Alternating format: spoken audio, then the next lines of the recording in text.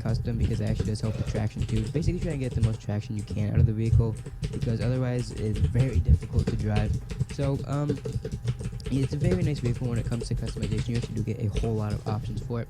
You get grille, bumper, spoiler, hood, roof, just a whole lot of different things, and it has a very nice variety, as I said, of customization options to it.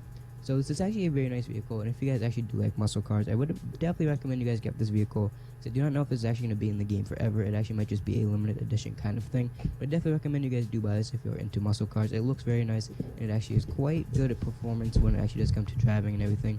So overall, it's a very nice vehicle, and I really do like how Rockstar actually implement this along with the snow. It's a very nice touch to the DLC. I hope you all have a Merry Christmas, as I said. Hope you all did enjoy, and I'll see you guys later.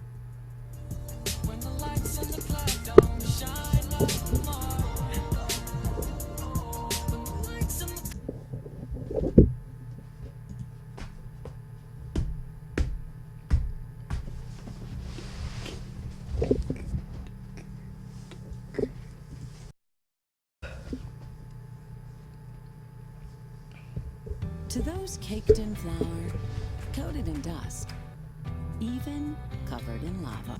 First off, before this video starts, I would like to thank my man Grebster for hooking me up for some game.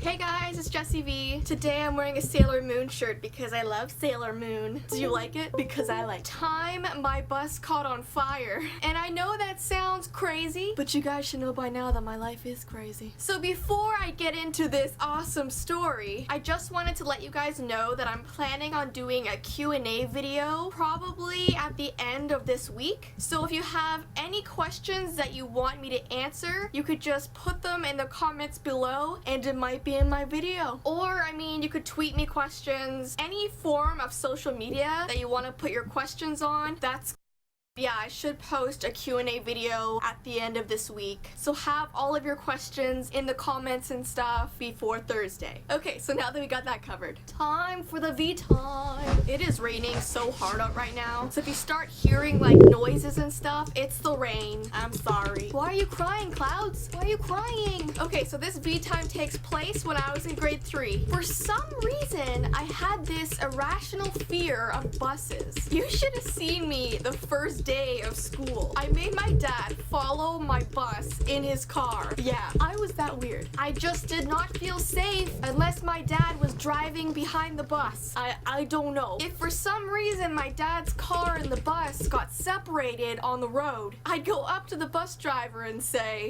can you slow down a bit? My dad is trying to keep up with us. I'm sure this bus driver thought I was off my rocker because he always replied with, yeah, sure kid, sit down before you hurt yourself. Eventually, after a week of my dad following the bus, he said it was time for me to do it on my own. And this terrified me. I was like, you mean I have to take this 15-minute bus ride on my own like the other kids? How could you torture me like this? I thought you loved me. I think it was just something about being stuck in a moving box with 40 kids. It just didn't sound appealing or enjoyable. In fact, I used to have nightmares about buses. I'd wake up screaming in the middle of the night, and my mom would be like, what's wrong, Jessie? What did you dream about? And I'd be like, there was a bus, and it tried to kill me. But anyways, let's get back to the story. My dad said that I had to ride the bus on my own. He could no longer follow the bus like a complete creep. Because I mean, Dad, it was the sweetest thing for you to do, but to all the children on the bus, you probably looked really scary. So I refused to get on the bus by myself. I would not get on that bus without a fight. I was ready to moon prism power anybody that got near me. So my dad had to call the school to find out how they could convince me to ride the bus. They came up with this idea. They wanted to give me a bus buddy. This bus buddy would escort me to the bus every single day and would sit with me on the bus as well, so I would never have to be alone. They partnered me up with this boy named Zach, who was my age. But you know when you're little and you just think that boys are so gross? Yeah, I was like, ew, no, I don't want a boy.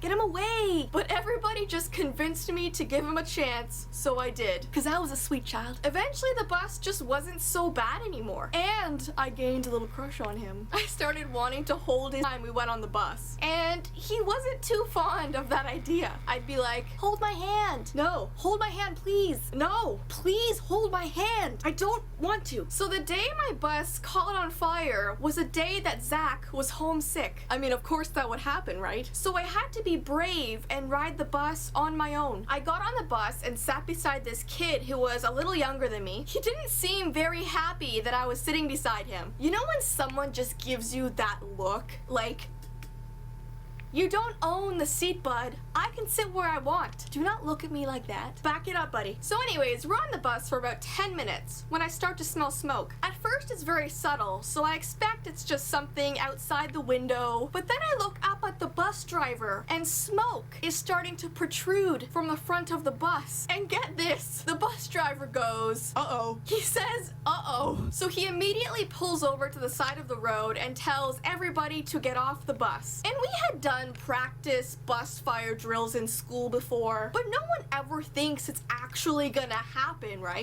Out of the back of the bus, some are running out of the front of the bus. It was quite disorganized. We all look like a pack of hyenas running from lions. Mufasa was chasing us. Have you guys heard of that joke before? Simba was walking too slow, so I told him to Mufasa. Get it? Like move faster. Mufasa? Yeah, you didn't laugh. I know you didn't laugh. Jess, you're not funny. Anyway, so because I sit near the front of the bus, I figure the quickest way for me to get off is through the front doors. I begin to run for it when I look behind me, and the boy that was sitting beside me was trying to crawl out the window. Like, dude, you think I could fit in there? You will not make it out that window alive. He was way too big to wander outside such a small rectangle. So, as you guys could imagine, he got stuck in that window. And at this point, small sparks of fire begin evolving at the front of the bus. The fire is beginning.